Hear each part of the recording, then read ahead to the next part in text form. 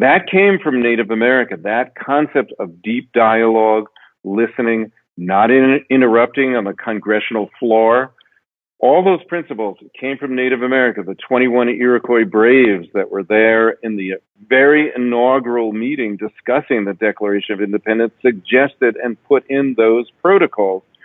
So that's why we're different than our, over our mother country in Britain, where they yell and scream and pound their fist on the British Commons floor. Keep watching to learn more.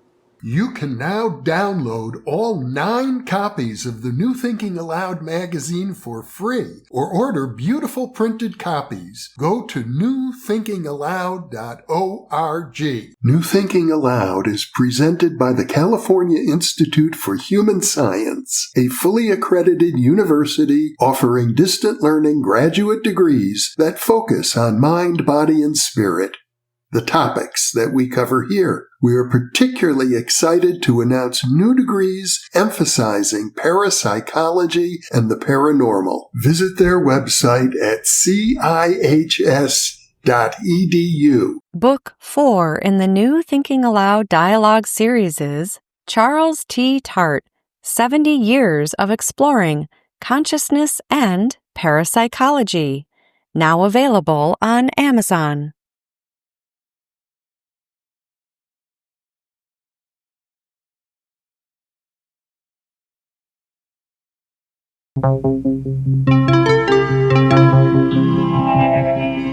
Thinking Aloud. Conversations on the leading edge of knowledge and discovery with psychologist Jeffrey Mishlove.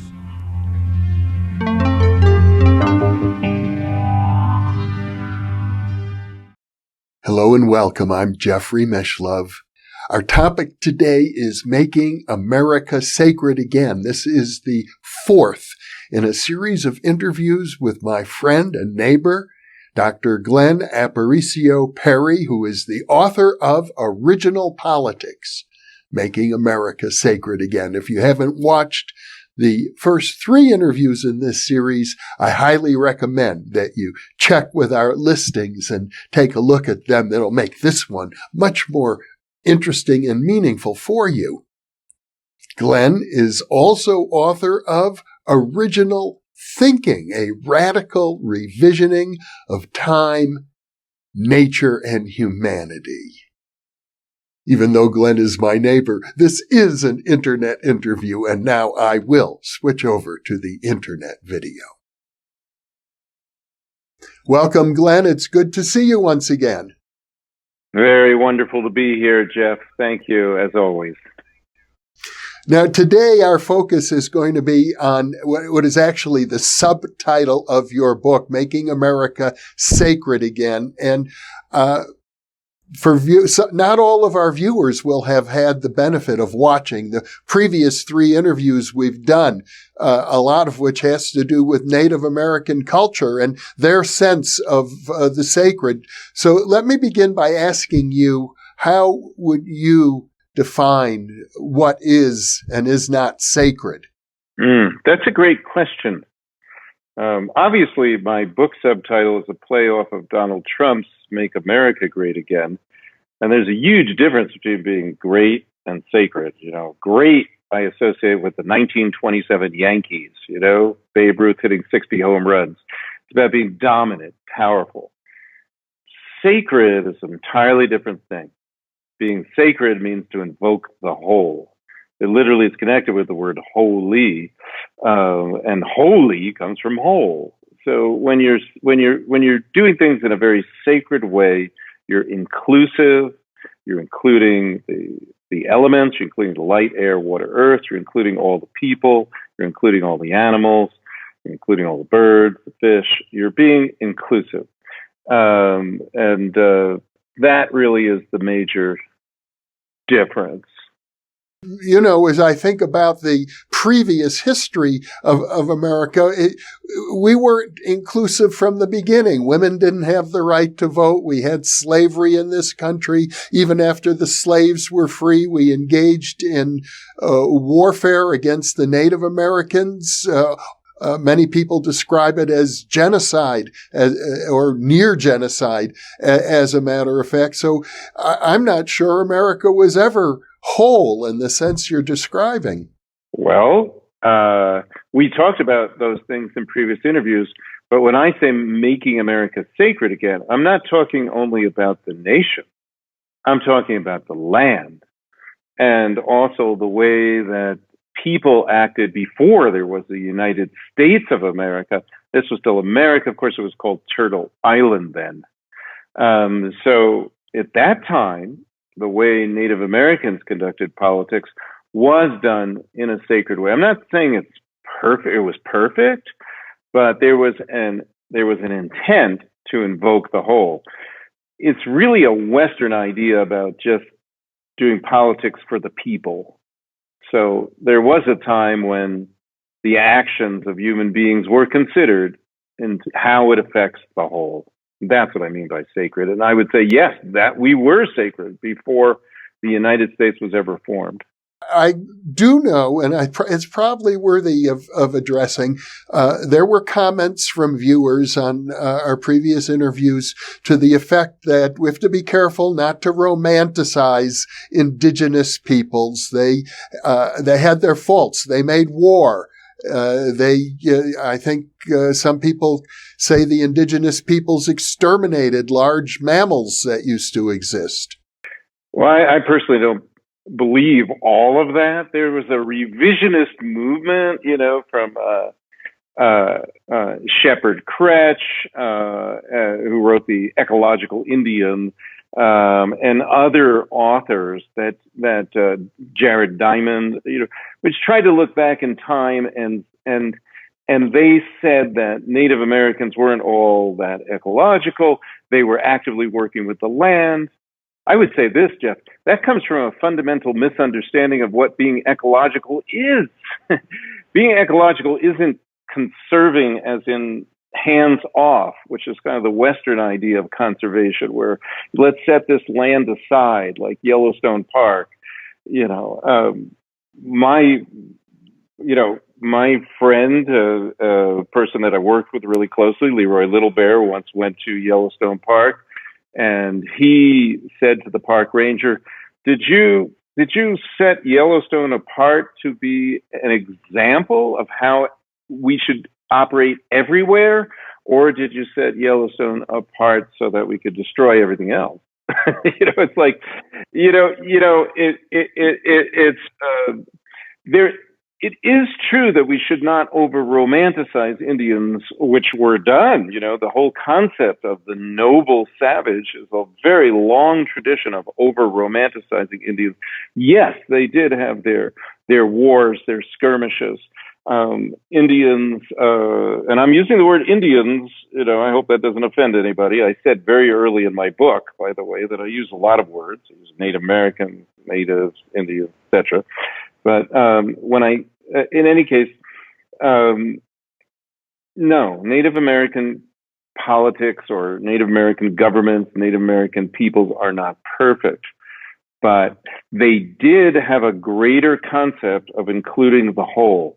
And that same concept was there in the West until the time of Socrates. That's when we started to shift the meaning of the greater good to be for human beings only. Really, Jeff, that's a major portion of the book, is I'm trying to expand the definition of politics to go beyond just human-centered.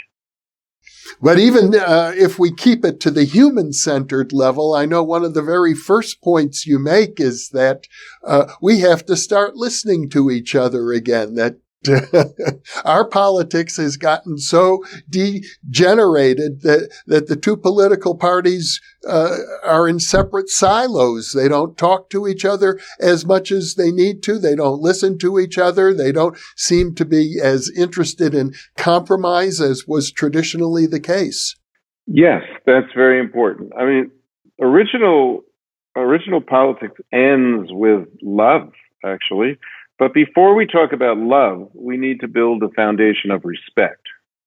So just like if you were building a home and you wanted your top floor to be the most beautiful spiritual A-frame meditation place, If that wouldn't work if your first floor was falling apart. The foundation of politics ought to be respect, and particularly in America, ought to be listening to the minority party.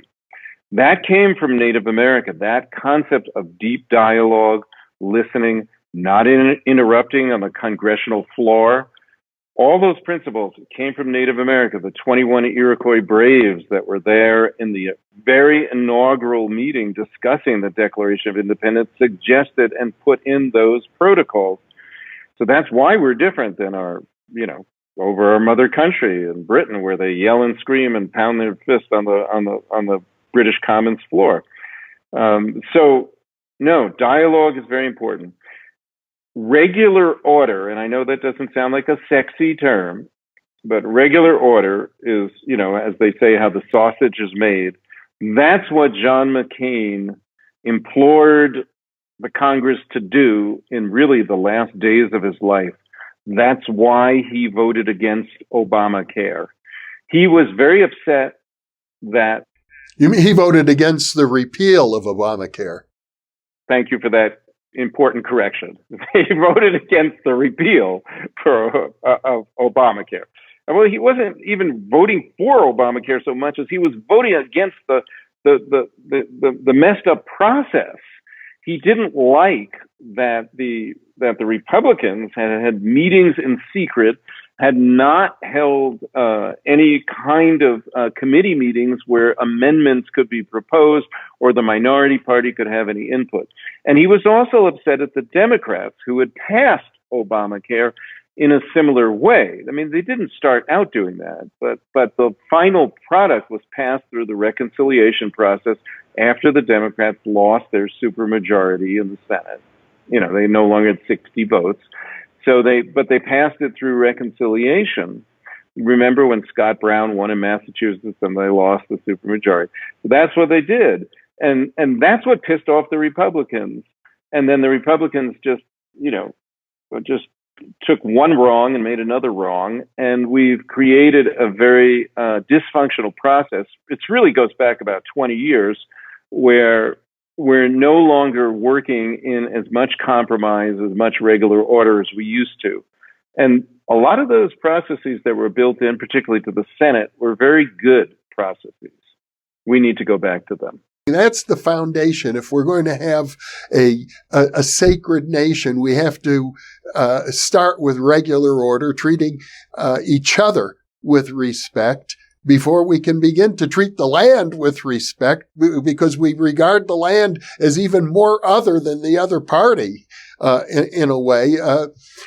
And you also point out that conservatism at one time meant conservation of our natural resources. Yes. And I go into the difference between European or modern European conservatism and American conservatism, because it's very, very different. And it makes sense, perhaps, why it evolved that way. America was the land of plenty. The resources seemed infinite. When Thomas Jefferson was telling people to, go out and find your own plot of land, when Abraham Lincoln was doing the Homestead Act and giving 160 acres to every American citizen or anybody who declared their citizenship to plot and to take care of their land. It was this idea that the resources were infinite, but that's not really true anymore. So what they learned in Europe, European conservatives do have a more developed ecological consciousness. They have a much smaller landmass. It was polluted and decimated a long time ago, and more recently, their consciousness is more attuned to resurrecting it. So I would say to all conservatives, it's right in your name, conserve what is important. And there's nothing more important than clean air, clean water, and good soil. And it wasn't that long ago that conservatives did believe that. In the United States of America in the 1970s, although Richard Nixon did veto the Clean Water Act, and it was overturned because there was almost a complete consensus in the Congress for clean water, and there was and for clean air. And it was during the Nixon administration that we established the Environmental Protection Agency. So it wasn't very long ago, and really even up to George H.W. Bush, there was some cooperation between conservatives and liberals having to do with environmental issues. We've gone away from that, and to some degree, both parties are bought and paid for by lobbyists. But to a lesser degree, the Democrats perhaps, and that I'm getting into controversial waters here, at least it's the Democrats that are making a little bit more effort to preserve the ecology now. But I would argue it's the liberal progressive mentality that actually caused the most pollution if we go back to the Industrial Revolution, the idea of progress. That caused a lot of pollution. And now, ironically, it's the liberal progressives who are trying to clean it up, and the conservatives in America who are not. But true conservatives would want to conserve the land. There is this issue in our culture these days of the rich versus the poor, the corporations, and with their need to exploit natural resources versus the nature and the ecology. And Native Americans, of course, have been pushed aside in order to put in oil pipelines across their land. That's what Standing Rock was all about. And it was a good thing that Standing Rock penetrated consciousness, because it's really that, what Native people were saying is, we are the water, we are the air, we are the land, So when you pollute those things, you're polluting ourselves. It doesn't just work out for economic benefit. But of course, for your viewers who say that we're over-romanticizing Native Americans, it's true that a lot of Native tribes now vote in favor of polluting projects sometimes when they provide jobs.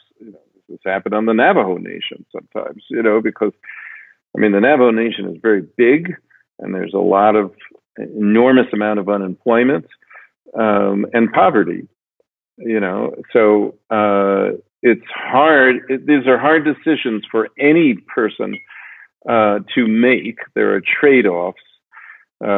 Ideally, the Navajo Nation and a lot of the Southwest could be converted into solar, wind, those kinds of things could work and destroy the environment less. They're not perfect either. You have to use some petroleum to actually create solar, but that's complicated. Yeah. We're in the middle of a pandemic right now.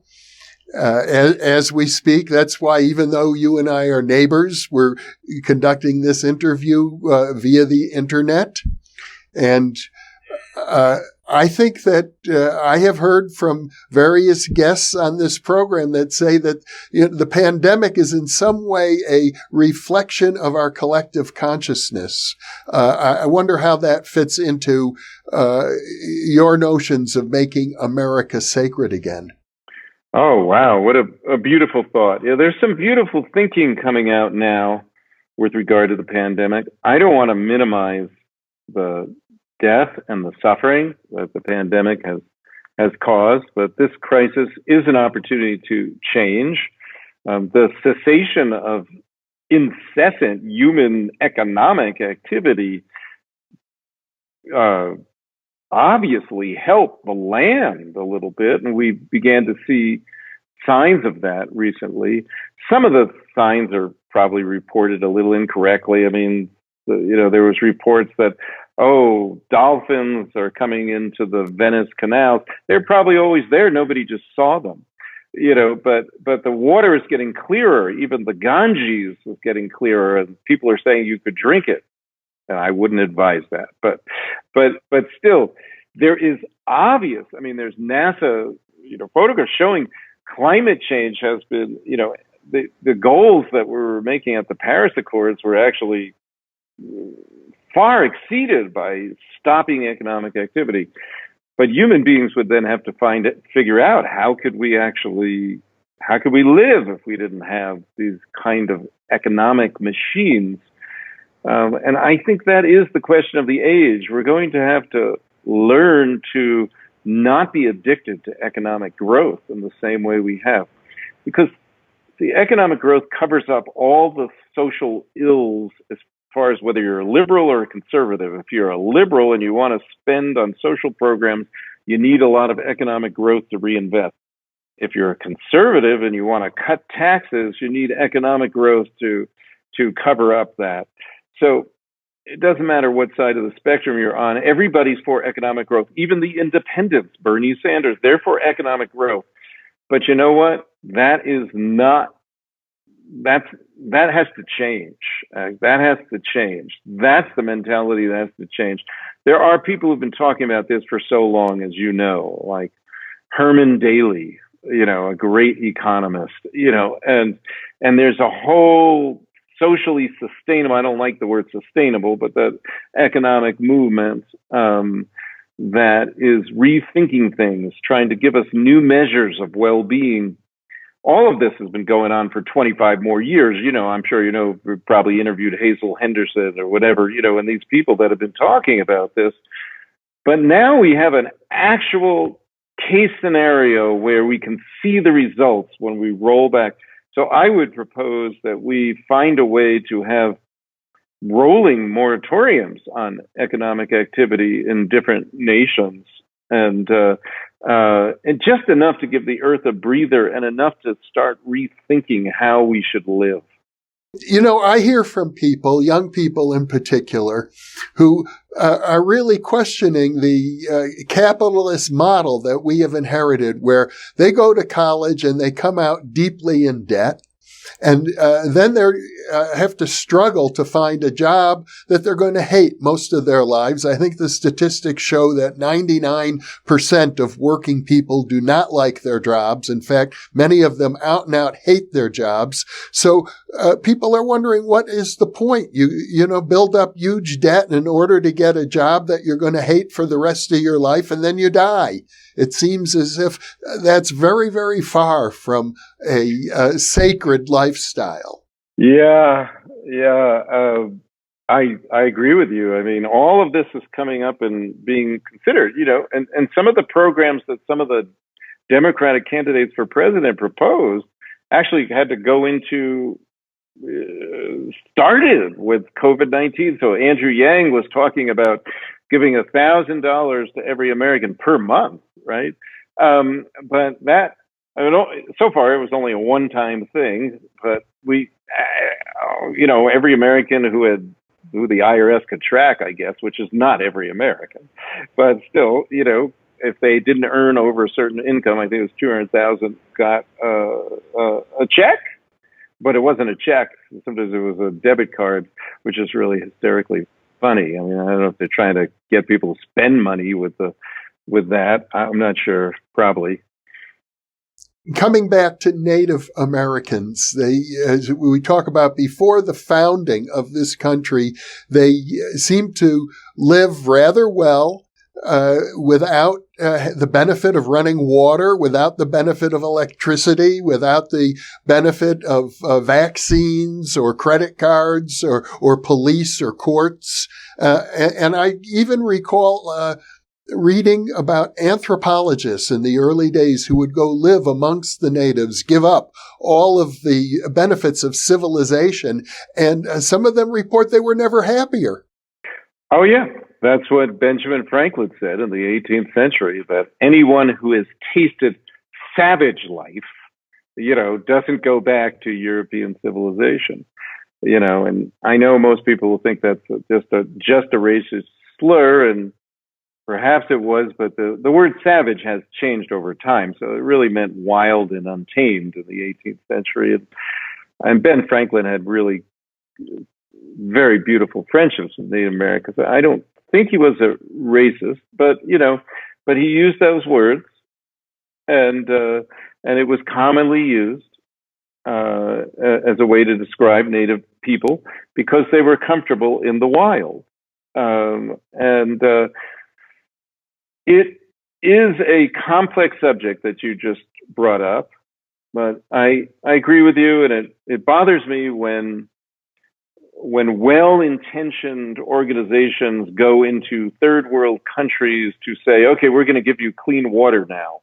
It doesn't, what bothers me about it is just that the fact that the reason why they need clean water is because that same, the Western civilizations came in and generally destroyed the water.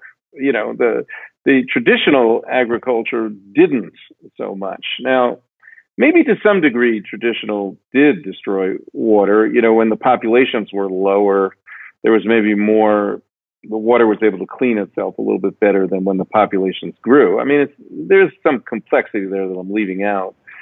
But a lot of, there are people like Vandana Shiva, I really, really admire, who spent a lot of time all over the world. But in India, she began, and she was an amazing person who was a physicist too, but she also talked about revitalizing traditional agriculture and traditional ways of working with the environment.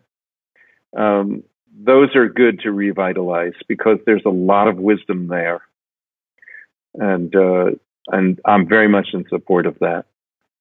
I've also been reading some anthropology that suggests that when it comes to this idea of the sacred, Native Americans and indigenous North American people in particular were all mystics. As you pointed out earlier, they identified themselves with the land. They didn't think of themselves, to use the famous phrase I think we've referred to earlier by Alan Watts, a skin-encapsulated ego.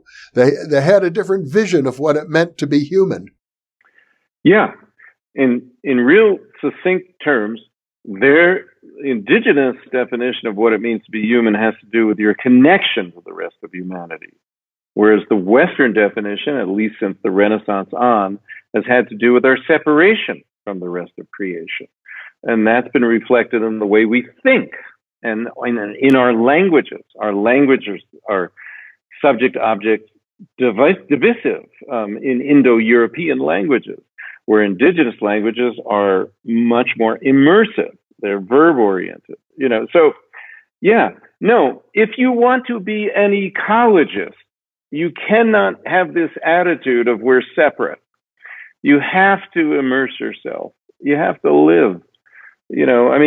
And Western society is figuring this out. I don't want to be too negative here. Let's give some credit here. So let's look at the early anthropologists like Gregory Bateson and Margaret Mead. They began, just like other anthropologists, trying to do a scientific study of the community, right? And they would park themselves outside someplace and look in. And Gregory Bateson even did a film early on, I don't remember the title of it or anything, about a culture, and he showed it to them, and the people's reaction was, why are you filming things that are so unimportant? Because he wasn't living, but then he got it. He totally got it, and Margaret Mead totally got it, and they started living what's now called participatory action research. They lived amongst the people. They became part of the tribe as much as possible. That's the only way you can be accepted. That's the only way you can become a friend. That's the only way you can actually understand what's going on. And the same thing is true of the natural world. If we're studying it from a distance, we can't really feel it. We have to be in it. We have to immerse ourselves in the natural world. We have to feel the water in our veins. We have to feel the air coming through us. We have to feel the sun, and participate with it. And then there's a chance that we're going to then we'll fall in love with it. Love with nature. And if we fall in love with nature, then we're going to treat each other better too. You told me earlier that ultimately making America sacred again is about love. And it's one of the most overused words, of course, in the English language, and one of the most difficult to talk about. But I know that's what you're getting at. So let's open up the discussion about love. Sure. Well, I can't remember the exact quote, but I quote my friend James O.D., who speaks about not keeping your heart full all the time. Let it empty, let it fill. And then you'll find out when you do that, that love is not something you create. Love is a natural property of the universe. And so by letting your heart empty, then it can be refilled naturally.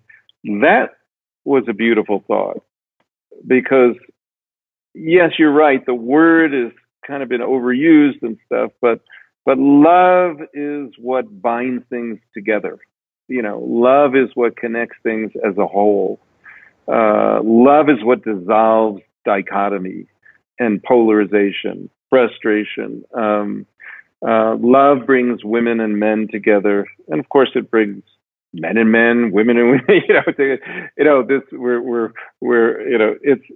But it brings people together who have some differences, and it dissolves the difference. Love is like water. That's what I say in here. Love is of the heart. The heart is of water, and because of this, that's kind of the secret. I mean, this actually, I told a story in my previous books. I might have, in Original Thinking, about an experience I had in Costa Rica. And I could share that with you now, where I had this vision of being a dolphin. And as a dolphin, I dived down deep into the ocean. And then just before I get to the bottom of the ocean, I realize I'm a river dolphin.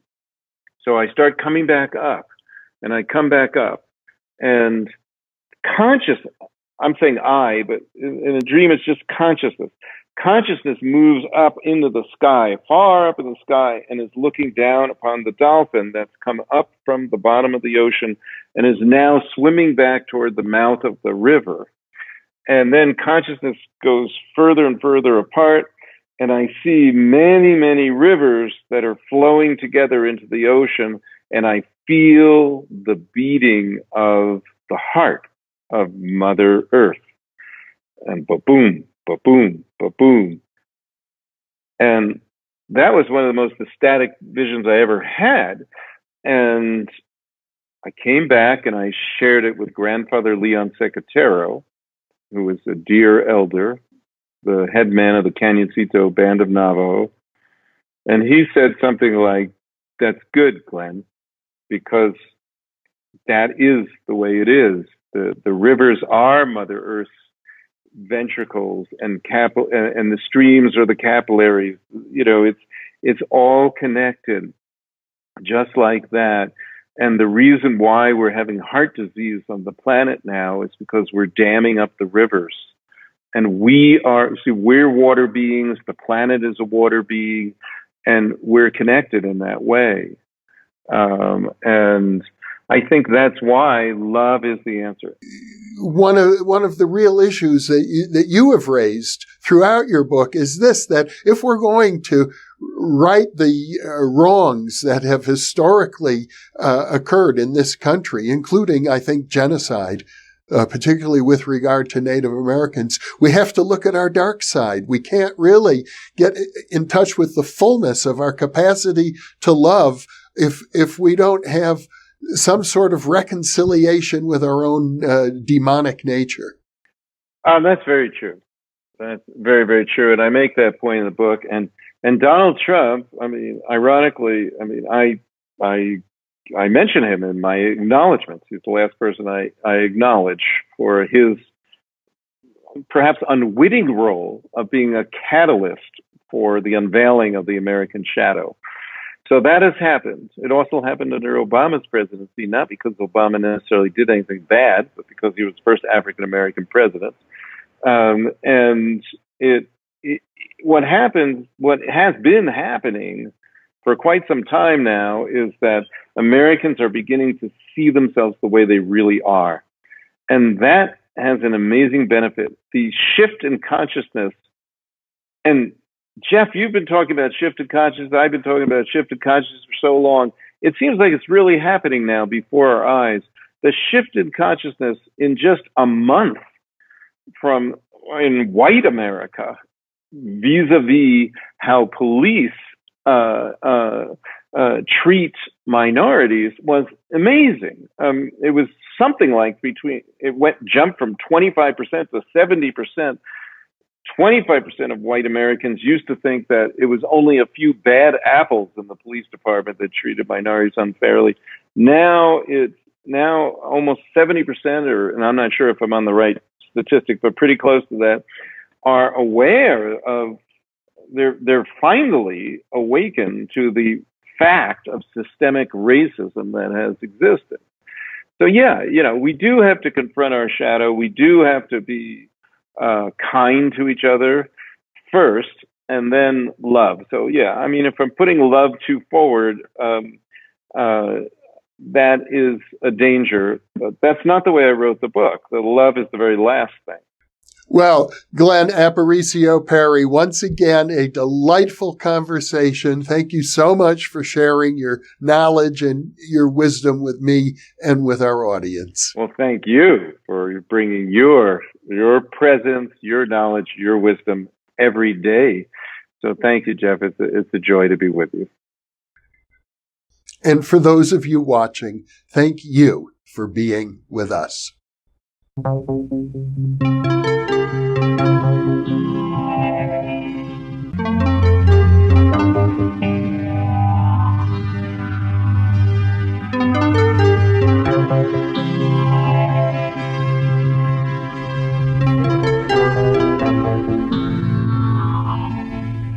New Thinking Aloud is presented by the California Institute for Human Science, a fully accredited university offering distant learning graduate degrees that focus on mind, body, and spirit. The topics that we cover here. We are particularly excited to announce new degrees emphasizing parapsychology and the paranormal. Visit their website at CIHS.edu. You can now download all 9 copies of the New Thinking Aloud magazine for free or order beautiful printed copies. Go to newthinkingaloud.org. Book 4 in the New Thinking Aloud dialogue series is Charles T. Tart, 70 Years of Exploring Consciousness and Parapsychology, now available on Amazon. For early access to our videos and live stream events, sign up for our free weekly newsletter at newthinkingaloud.org.